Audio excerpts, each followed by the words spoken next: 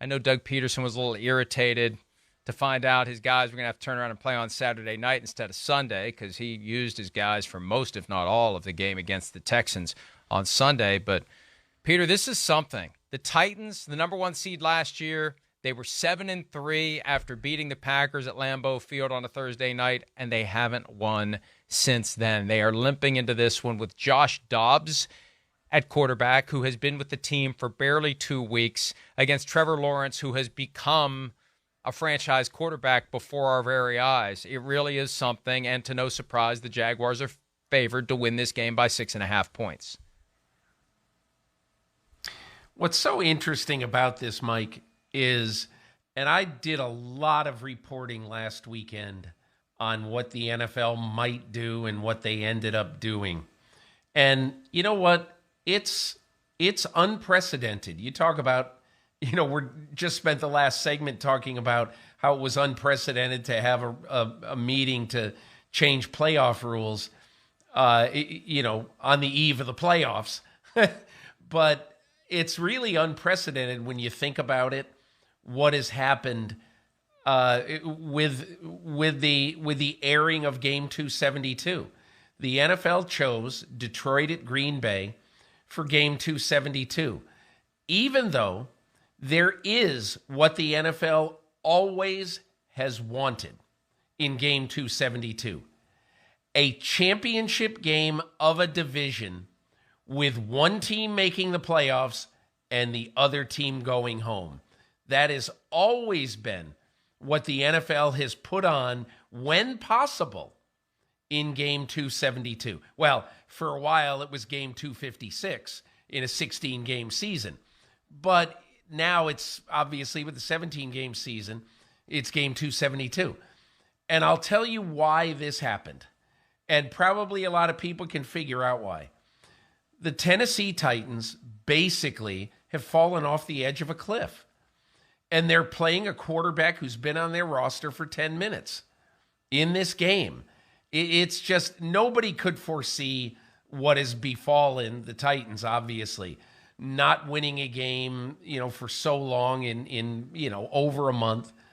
And how bad that they've looked, particularly recently, with the injuries and with some terrible play at quarterback. And that's why they did this, even though the Detroit Lions could be out of it by the time the games are played on Sunday night. I understand Doug Peterson's frustration about this. He's got a quarterback who needs an extra day, of rest and rehab. He's not going to get it, but he has a quarterback, and I'm sure that each team has players who could use that extra day. But the fact is, the NFL did not want to put on in its showpiece game a game that, first of all, might not be a very good football game. And secondly, when you have the Aaron Rodgers win and in option on the other side of it. And it really is amazing to think 1 year later, the Jaguars are in the position to punch their ticket. And the irony would be if they would lose at home to a division rival. A year after beating the Colts to keep them out, the Titans beat the Jaguars and keep them out. But I agree with you, Peter. Based upon the way both teams have been playing lately, this one should not be close, and it's one of the reasons why it's not nearly as attractive as Lions-Packers on Sunday night. Patriots-Bills, we talked about this one at length. The Bills are 7-point favorites. Now that we know that Damar Hamlin is doing well, we heard from Josh Allen earlier, and I know that it's winning in for the Patriots for the number 7 seed, but my goodness, talk about the Patriots walking into a very difficult spot here. Is there going to be anyone in America who isn't a hardcore Patriots fan rooting for New England in this game? First of all, nobody outside of the 6-state region that is New England usually roots for them anyway. I mean, they do have some fans, point. but around the country, they do have some, but obviously.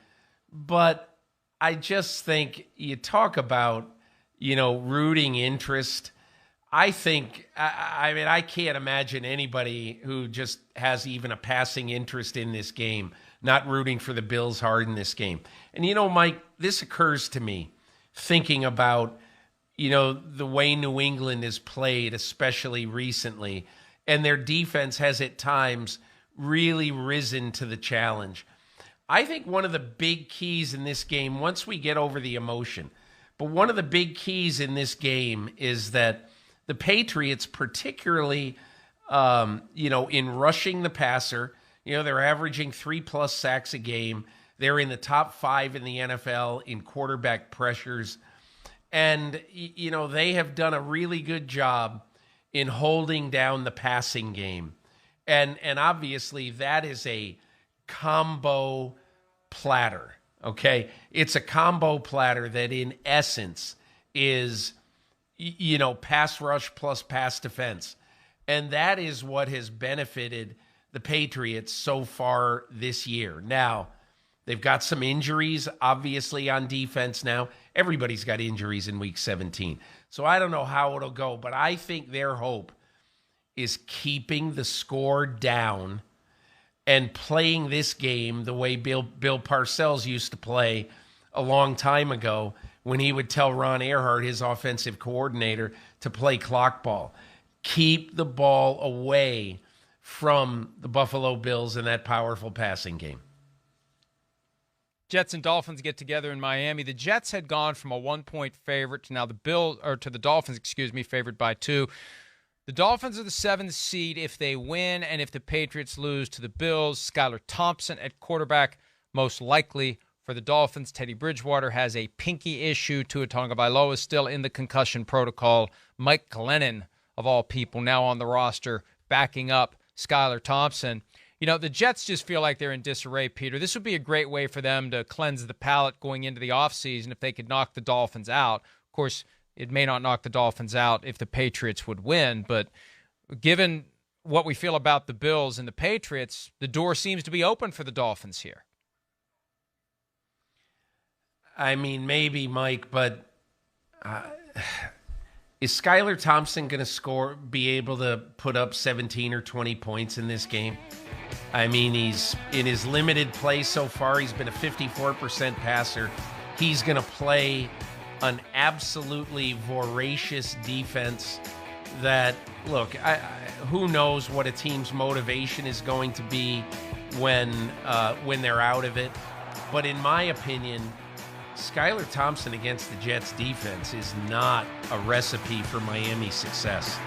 So, look, I think if Mike White can have minimal success, by the way, you've just shown the one Skylar Thompson highlight of this year. I mean, I think he's got 1 touchdown and 3 or 4 interceptions. I'm not positive, but, I just playing Skylar Thompson in this game would not inspire me to go put $5 on the Miami Dolphins this weekend. When Skylar Thompson faced the Jets earlier this year, though, it was close in the fourth quarter until the wheels kind of came up for the Dolphins and the Jets got touchdown, turnover, etc., and it got to a final score that looked worse than the game was. One last point. Folks in Pittsburgh will be rooting for the Bills and the Jets because if both teams win and the Steelers beat the Browns, the Steelers somehow, inexplicably, after starting 2-6, become the 7th seed in the AFC. That would be something if that's ultimately what happened. Hi, it's Mike Florio. Thanks for watching PFT on YouTube. Hit subscribe for the latest news and analysis from Pro Football Talk.